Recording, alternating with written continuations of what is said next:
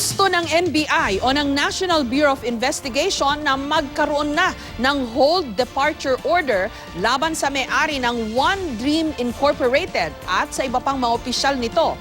Ayon sa NBI, sa Quezon City pa lang, aabot na sa 4,000 ang nabiktima ng Dimanoy investment scam.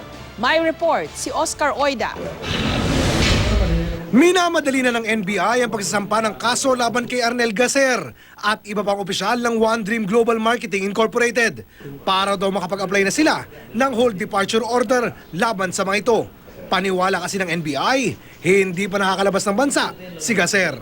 Very important yan dahil para hindi naman siya makatakas if he has that plan. Kung nandito lang sa Pilipinas, at least one way or another we can probably locate him. Base sa mga reklamong natatanggap nila, aabot sa 4,000 katao ang nabiktima sa Quezon City pa lang. Higit na mas marami naman umuno sa Lipa, Batangas.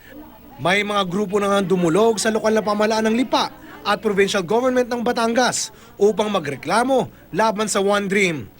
Pero hindi naniwala ang dalawang kapatid ni Arnel Gaser na ibinulsa nito ang pera ng investors. Nagpaunlak sila ng panayam pero humiling na huwag ipakita ang kanilang mukha.